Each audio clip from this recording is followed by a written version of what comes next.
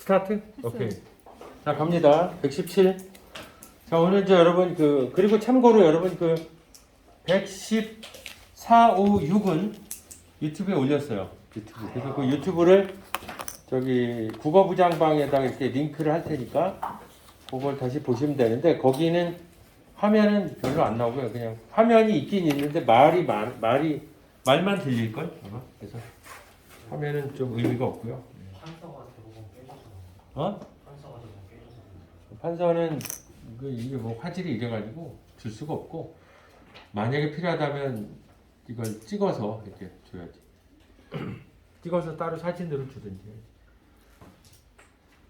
사실 좀 야속한 게 뭐냐면 이 나라에서 이게 코로나 때문에 자꾸 원격으로 이렇게 하기도 하고 또 학생들이 못 올 때 찍으라고 하면서도 지원이 없어. 지원이.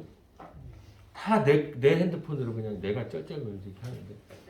네, 그게 그쵸 내돈내산이지. 그래서 뭐 그렇지만 뭐 현실이 그러니까. 네. 현재 117쪽에 보시면 초점 화자가 나옵니다. 초점 화자. 여러분이 시점 하면은 우리가 이제 전통적으로 이거 있잖아요. 네 개짜리 이거. 어? 알죠? 이거 딱 보면 알죠? 1인칭 관찰 주인공, 1인칭, 3인칭 관찰 전지. 이런 식으로 요 4개의 박스로 이렇게 돼 있는 거 그거를 가지고서는 문제를 못 풀어요. 고등학교에서는. 그거는 그냥 영어의 ABC 같은 거예요. 그냥 당연히 알고 있어야 되는 거예요. 그거를 가지고 뭔가 문제를 풀겠다, 뭐 점수를 따겠다 그 생각은 안 하는 게 좋죠.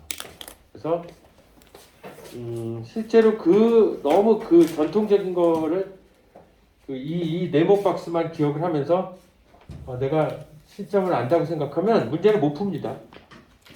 그 중에 하나가 이겁니다. 초점하자. 이 초점하자는요. 여러분 그 책의 117쪽의 오른쪽 위에 그림이 되게 진짜 좋은 그림이에요. 이게. 이 책이 진짜 내가 보기에 여러분이 그 문학의 기초를 닦는 데는 참 좋아요. 왜냐면 추상적인 얘기가 아니라 시험 문제에 나오는 것들을 다 이렇게 풀어서 써요. 이 책이 사실은 다 문제된 해설지.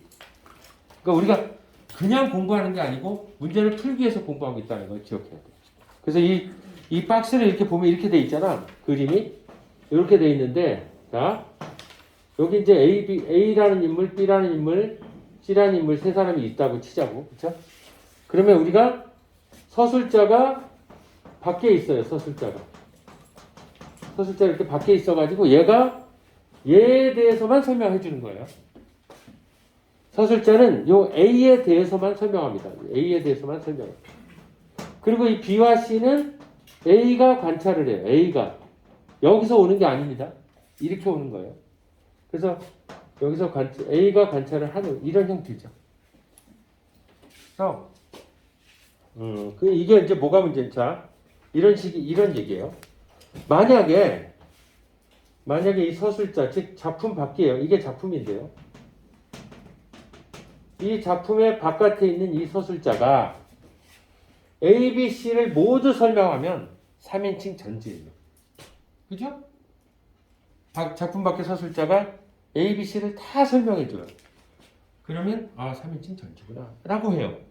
또 서술자가 A, B, C를 모두 관찰해요. 그럼 3인칭 관찰이에요. 근데 이거는 그게 아니고 서술자는 A만 설명해주고 나머지는 A가 B와 C를 관찰하는 독특한 형태죠. 그래서 또 이게 있어요. 만약에 A가 주인공이면 여기 주인공이면서 서술자가 일로 들어오는 거죠. A가 주인공이면서 동시에 서술자면 1인칭 주인공이에요. 이게 들어온다면 이게 이렇게 들어온다면 그렇게 여러 가지 시점이 섞여 있어요. 이걸 우리가 초점하자. 그래서 서술자는 A를 초점으로 잡고 이 사람에 대해서만 설명을 하면서 이야기를 이끌어가는 거예요. 뭐 그거는 왜 그렇게 하느냐? 그러면 A의 심리만 전달함으로써 A가 느끼는 어떤 독특한 심리를 잘 전달하는 거예요. 나머지는 우리가 왜 카메라 이렇게 찍을 때 나를 이렇게 찍을 때 다초점이라는 게 있어요. 되게 그 사진이 되게 멋있게 나오는데 이제 그 DSLR 같은 이런 거는 안 됩니다. DSLR을 딱 찍을 때 초점 스팟이 있거든요. 이렇게 그거를 얘한테 딱 맞춰. 그럼 얘는 선명해. 나머지 다 흐리게 하는 거지. 이렇게. 그럼 얘가 부각되는 거야. 그래서 초점을 말 그대로 초점을 만드는 거예요. 얘를. 그래서 이 많은 사람들을 다 설명하는 게 아니라 얘만 설명해서 얘가 그 대상을 보면서 어떤 상황을 보면서 얘가 뭔가 딱 느끼는 걸 보여주려고 하는 거예요. 얘한테 초점이 있다 그 뜻이에요. 자 거기 이제 보시면 작품을 볼게요. 손창섭의 비 오는 날이 있잖아요. 손창섭. 네, 손창섭의 비 오는 날. 이 손창섭은 1922년생. 올해 살았으면 101살. 잘 모르지만 살아있지는 않을 것 같아요. 확인은 안 해봤어요. 그렇죠? 101살인데 근데 내가 아는 분이 어머니가 103살이야. 어머니가 103살. 지금 103살. 그래서 해마다 내가 이제 새해가 되면 전화를 해요. 그분한테. 어머니 잘 계시죠? 너무 신기한 거야. 도대체 몇 살인가? 100세, 104. 그래서 이제 당신은 나는 3살이다 이러고 살죠. 100에서 이제 100을 빼고 3살. 그래서 이제 그 저쪽 지방에 사시는데 그 면사무소 이런 데 있잖아요. 면사무소 같은 데서 해가 바뀔 때면 선물이 이만큼 와요. 우리 동네에서 제일 나이가 많은 분 그래가지고 선물이 이렇게 뭐 드실 거, 음식 같은 거 이런 거 준다고 하더라고요. 난 근데 그분한테 참 내가 그 기왕 그분 얘기를 했으니까 난 그분을 참 존경해요. 그 아들을 내가 형님이라고 부르면서 친한데 이분이 한 60 몇 살 정도 됐는데 두 가지가 깜짝 놀랐어요. 여러분한테 내가 좀 해주는 얘기야. 공부보다 더 중요한 거예요. 그런 게. 그분은 항상 웃고 다녀. 뭐가 저렇게 좋을까? 막 이러고 다녀. 그래서 제가 형님은 뭐가 그렇게 좋으세요? 좋잖아. 뭐가 나쁠 게 뭐가 있어? 좋잖아. 맨날 항상 밝아요. 내가 한 번도 예민하게 구는 걸 본 적이 없어. 그러면서 이런 말 하더라고요. 두 가지. 그 어머니랑 둘이 살거든요. 그 가족은 서울에 있고 자기만 이제 지방에서 어머니랑 둘이 살아요. 그러니까 왔다 갔다 하죠 이렇게. 그러니까 어머니 그래서 내가 형님은 뭐가 제일 행복하세요?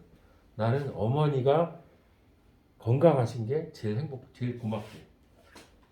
어떻게 보면 100살이나 넘어가지고 아직도 살아계시니까 내가 막 그 엄마를 챙겨야 되고 이런 부담이 있을 수 있는데 그분은 그래서 내가 그게 좋아요?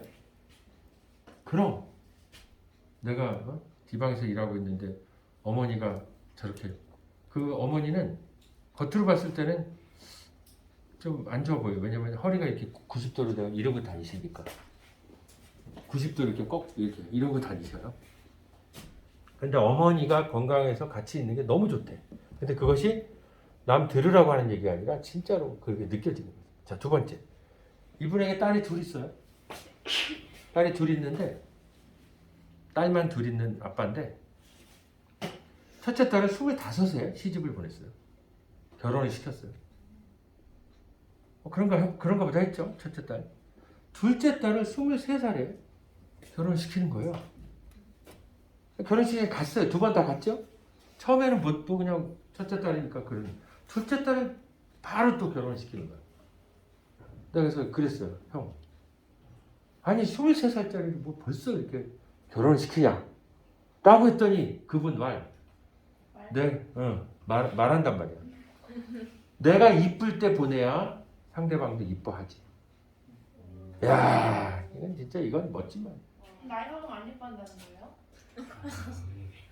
그 뜻이 아니고 너무나 남 주기 아깝고 너무나 예쁘고 그렇지만 그러면 예쁘다고 계속 붙들고 막 25, 30, 35 이렇게 가는 것보다는 내가 그랬잖아. 어떻게 이렇게 일찍 보내냐. 아직 저렇게 애긴데 라고 하니까 그냥 그분은 그거야. 내가 이쁠 때 보내야 다른 사람도 예뻐하지 않겠네. 그런 얘기는 아니고 그냥 되게 놀랐어요. 와 저런 깨달음을. 그래서 내가 살면서 어려울 때는 항상 그분에게 전화해서 물어봐요. 이거 어떻게 해야 됩니까? 걱정이 없어요. 걱정. 한 사건이 더 있었어요. 내가 이제 일산에 살고 있었는데 대화역 그 킨텍스 앞에 살고 있었는데 전세가 안 빠지는 거야. 이사를 가야 되는데 전세를 그리고 주인이 전세를 빼주지도 않고 그럴 때 요즘 많이 그렇다고 하죠. 근데 나는 요즘이 아니라 몇 년 전에. 근데 그분이 서울에 왔어. 그래서 서울에서 만났어. 이제 우리 집에 가서 집 근처에서 맛있는 거 먹자 그래서 또 일산까지 오셨어. 그래서 내가 부탁을 했어. 아 우리 집이 안 빠져서 뭘 걱정을 하냐고. 집에 가자고 그래서 이제 그 베란다 쪽 있잖아요. 그 집에 들어온 게 아니라 창가 쪽 1층이었어 1층. 창가 이렇게 정원 있잖아요. 그쪽 가서 거실에다가 손을 잡고 기도를 하더라고. 하나님 이 집이 빨리 전세가 빠지게 해주십시오. 막 기도를 해. 그래서 제가 그런가 보다. 일주일 만에 나갔어요. 그분은 항상 이렇게 말해요. 아 큰일 났어요. 아 뭘 걱정을 해. 기도하면 되는데. 그 기도를 하면 진짜 되고 뭐 이러니까. 아 그 이후에도 엄청나게 많아요. 네, 한번 기회가 되면 그분을 진짜 명사초청에 모시고 싶어요. 와. 그런 분들이 진짜 명사초청이죠. 네? 학생들 문제 때문에 전화. 네? 뭐라고요? 학생들 때문에 뭐 안 풀린 게 있어가지고 전화 그거, 좀 주겠어요. 나? 네. 내가? 학생 예. 때문에 곤란해가지고 전화드리냐 물어보면서. 아니 왜 갑자기? 뒷면 물어봤어요. 아 학생들이 학생들이 무슨 문제가 있어? 다 착한데. 응? 고향에 뭐 진짜 이 정도 학생이면 뭐 무슨 진짜 이건 진짜 여기서 얘네들 때문에 힘들다 그러면 이건 진짜 사치야 사치. 자 그래서 여기 보시면 비 오는 날 다시 돌아갑니다. 그래서 이제 이게 말이지요. 비 오는 날은 사실 이제 비 오는 날은요. 2005년에 발표됐어요. 2005년. 그러니까 그렇게 옛날은 아니죠. 그쵸? 근데 이 손창섭이라는 사람은 전후 작가라고 불러요. 전후 작가. 전후가 뭐냐? 6.25 전쟁 후. 이제 그래서 전후 작가라고 부릅니다. 6.25 전쟁 후를 다룬 작가. 그래서 이 사람의 작품은 6.25 전쟁 후예요. 배경이. 그래서 비 오는 날은 여러분 그러면 전쟁이 끝나고 나서 그 사회 지금 이제 우크라이나도 싸우고 있는데 네? 우크라이나가 아니고 러시아랑 싸우는 나라가 어디죠? 맞죠? 우크라이나? 네. 그 전쟁 중이잖아요, 아직도. 근데 여러분 전쟁이 끝나고 그러면 어떨까요? 살기가 좋을까요, 안 좋을까요? 100%안 좋죠. 그래서 이 비 오는 날도요. 어떤 전후, 전쟁 후 어떤 빈곤과 소외를 다루고 있는 것입니다. 이거는 작품에 대한 얘기고요. 우리가 진짜 해야 될 것은 서술자. 자, 그러면 이겁니다. 여기 A가 다시 일로 가서 잘 나오고 있니? 어? 네. 자, A가 누구예요? 원구죠. 그대로. 그다음 B가 동욱, C가 동옥 이렇게 하면 됩니다.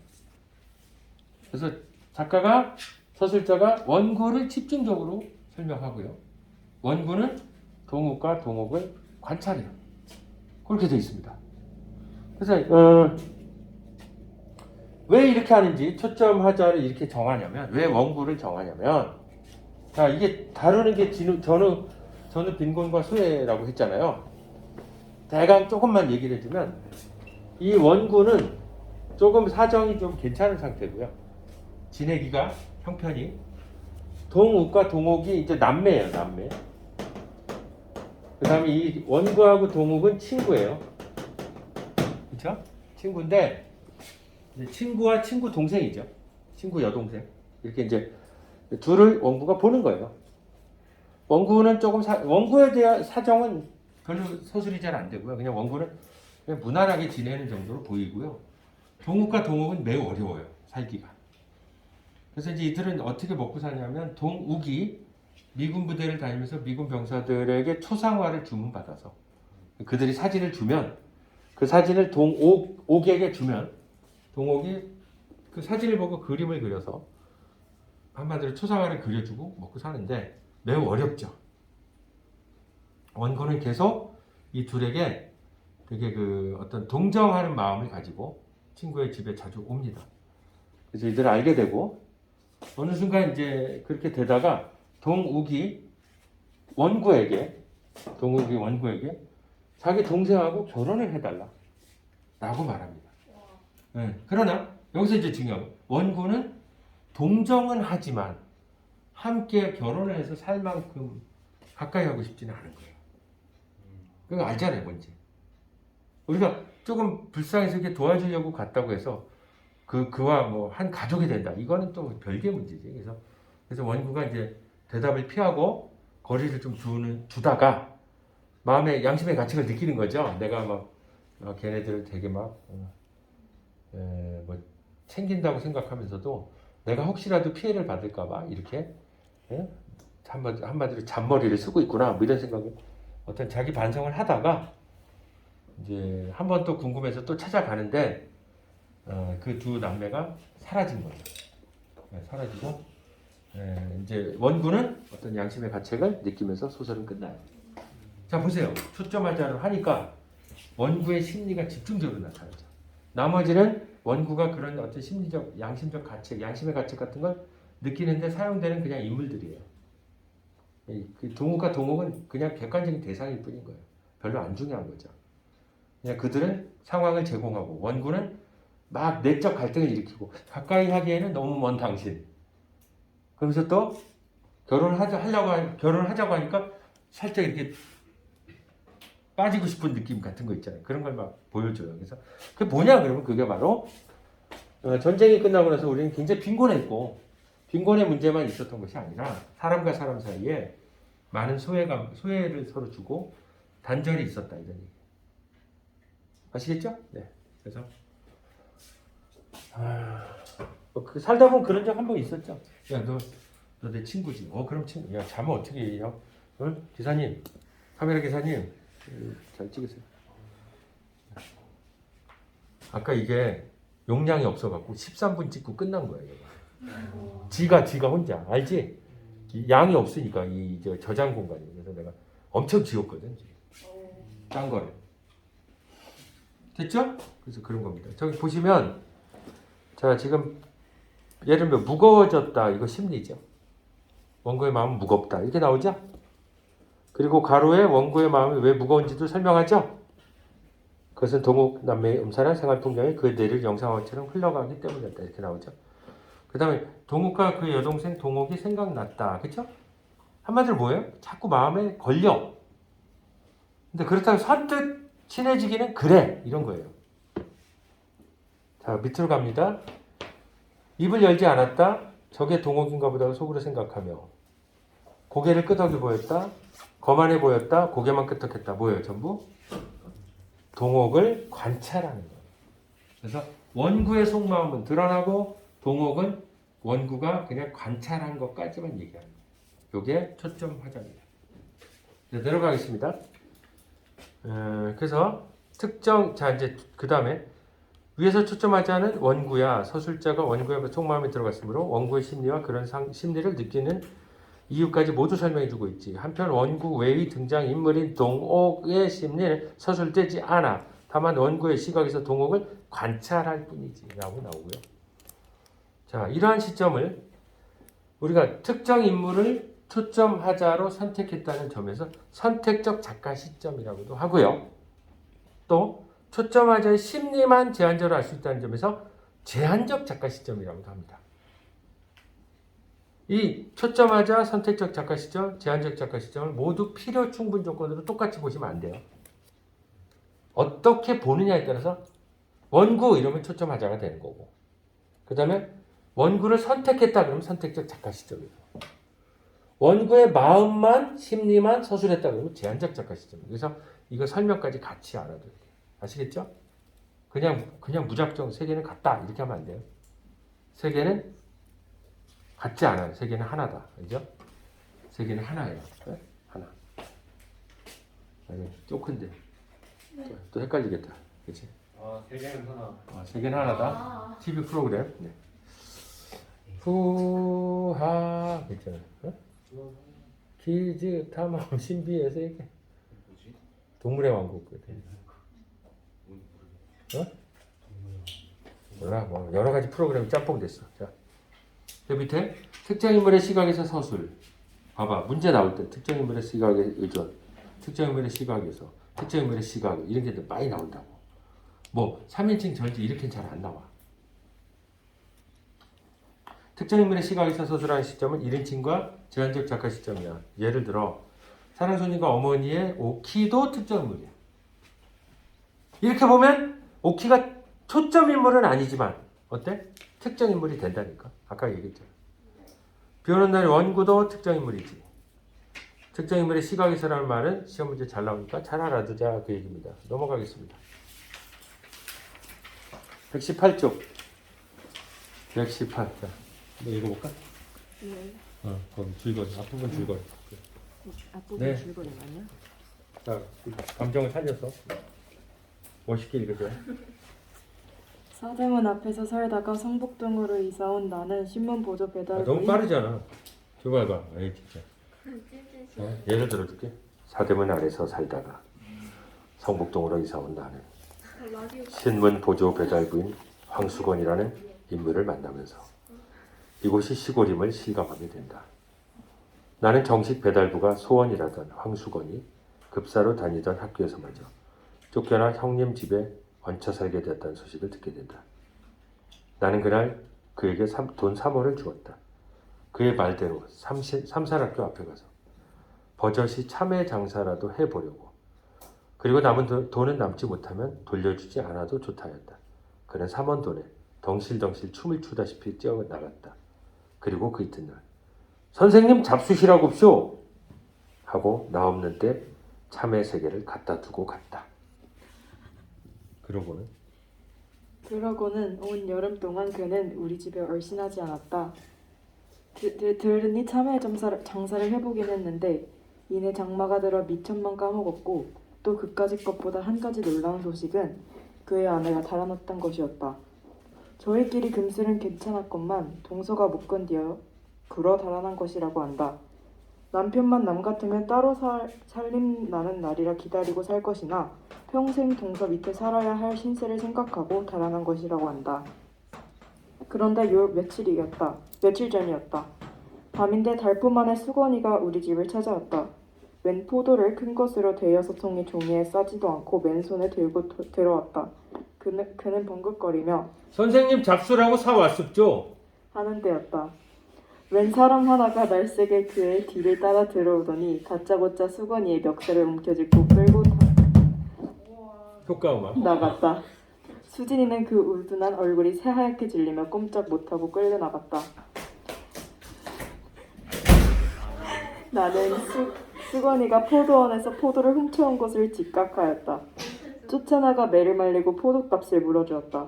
포도값을 물어주고 보니 수건이는 어느 틈에 사라지고 보이지 않았다.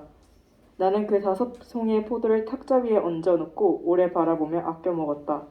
그의 은근한 순정의 열매를 먹듯 하나를 가지고도 오래 입 안에 굴려 보며 먹었다. 네, 잘했어요. 마지막에 있죠? 그쵸? 네. 우리가 이제 이거가 사실 이거 1인칭 관찰자이기 때문에 수건이가 왜 나한테 주려고 했는지 또 나는 그럴 때 수건이가 포도를 훔쳐서 줬을 때 도대체 나는 어떤 느낌인지가 없어요. 설명은 없지만 충분히 짐작할 수 있잖아요. 두 사람 사이에 일종의 우정, 여기서 순정 이런 말 있잖아요. 순정, 우정. 그래서 이제 그 수건이라는 사람은 형편이 어려운 거예요. 그래서 이제 참외 장사를 하고 싶은데 돈이 있어야 되잖아요. 뭐 리어카도 사고 참외도 떼어서 팔아야 되니까. 그래서 3원을 줬다 그랬는데 이 3원이면은 꽤 큰 돈일 겁니다. 아마. 요즘으로 치면 그래도 한 돈 100만 원 이상 될 것 같은데. 하여튼 그걸 준 거죠. 그래서 그거를 이제 이 수건이가 이거를 아마 장사를 잘 못했던 것 같아요. 이 사람을 보니까 세상 물정이 좀 어둡고요. 그렇죠? 되게 순에 빠지고 되게 막 사람의 정은 엄청 많고 이런 인간이죠. 그래가지고 장사를 잘 못한 것 같고 이제 결국 마누라는 도망가고, 그쵸? 그런데도 이 사람은 그 자기가 그렇게 돈을 받았다는 거, 자기에게 누가 나를 도와줬다는 걸 잊지 않고 계속 그 은혜를 갚으려고, 그쵸?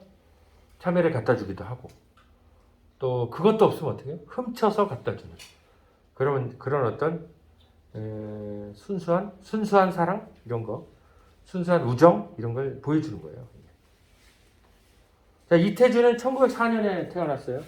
이태준이 누군지 알아요? 알 텐데. 문장강원. 아, 그 책의 주인공. 이태준. 네. 그럼 이제 조금만 얘기하자면 이 사람은 1946년에 월북했어요. 월북. 근데 이게 월북인지 납북인지 잘 모른대요. 월북은 네 발로 간 거고 납북은 끌려간 거예요. 그리고 6.25가 끝나고 얼마 안 있어서 1956년에 북한에서 숙청을 당해요. 숙청. 죽었다 이거. 죽었다고 볼 수도 있고, 그 뭐 어디 아오지 탄광에 끌려갔을 수도 있고, 어쨌든 숙청. 이제 우리가 이태준이 납북이라고 생각하는 이유가 이것 때문이에요. 그 사람이 진짜로 공산주의자라면 북한에서 잘 적응을 했을 텐데. 아마 그러지 않았겠다. 그 사회와 맞지 않았을 거다. 그래서 숙청을 당했다고 본다면 제 발로 갔다기보다는 끌려가지 않았을까라는 얘기를 많이 합니다. 그래서 이태준에 대해서는 이태준을 우리가 옛날에는 이게 이태준 소설 읽으면 안 됐어요. 북한에 간 사람이라 큰일 났어요. 안기부에서 딱 이태준 책을 딱 읽었어요. 안기부에서 딱 옵니다. 두 사람이서 딱 팔짱 끼고 끌고 갑니다. 그래가지고 이제 의자에 앉혀놓고 콧구멍에다 고춧가루 물 부으면서 이태준의 책을 왜 읽었어? 이제 이렇게 되는 거죠. 저는 달밤에 그 수건이라는 사람이 너무나 순수한 마음이 있었기 때문에 거기에 감동을 받아서 읽은 거예요. 이 자식이 어디서? 이러면서 이제 고문을 당하고 하고 그랬어요. 자, 여기는 그래서 뭐 읽은 대로입니다. 그래서 여기 이제 나라는 존재가 나가 서술자고요. 황수건을 이렇게 보는 거죠. 주인공이죠. 나가 주인공은 황수건을 본다. 나는 서술자고요. 두 사람 사이에 우정 혹은 순정 이거죠. 은혜를 도움을 주고 그것을 우정과 순정으로 보여주는 거죠.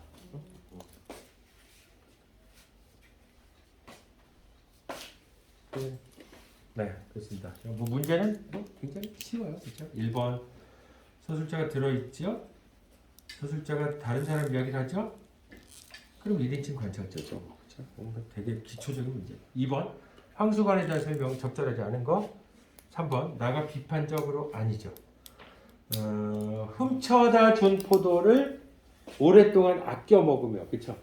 거기 보면 오래 바라보며 아껴 먹었다. 어떻게 먹었을까? 포도가 있어요. 이렇게 탁 쳐다보면서 흐뭇한. 아, 이게 참. 이걸 수건이가 나한테 훔쳐줬지. 참 자식. 돈이 없으면 안 해도 되는데 훔쳐서까지 나한테 주다니. 참 그 마음만은 참 고맙다. 이러면서 그런 느낌. 예? 훔쳤어요? 아니요. 근데 뭐라고? 훔쳐줬지. 네? 훔쳐줬다고? 괜히 이겼어요. 아, 네. 네네. 그런 식으로 보는 겁니다. 그래서 3번이 적절하지 않고요. 3번 문제. 이 글의 시점이 지닌 특징은 5번에 독자가 나의 서술을 통해 인물의 심리를 추측해야 함으로 독자에게 긴장감을 줍니다. 추측하는 그 부담. 설명하지 않으니까 내가 해야 되는 부담. 그게 바로 긴장감이라고 하는 거죠. 자, 우리 아저씨 말이죠. 누가 읽어볼까요? 이거? 네. 오. 끝까지 가는 뭐 그냥 읽어봐. 우리 아저씨 자, 말이지요. 잠깐만. 좀 BGM을 좀 갈까? BGM 그냥 기왕 하는 거 좀 BGM 좀 깔려. 옛날 저기 누가 내 핸드폰 안 갖고 왔나? 내가? 여기 있죠. 나 맨날 이래. 유튜브 좀 줘봐. 이거 좀 줘봐. 뭘 검색하는데? 유튜브 없어요? 쌤 말하시면 제가 아, 그래? 검색을 라디오 극장. 노래 불러 라디오 극장이요?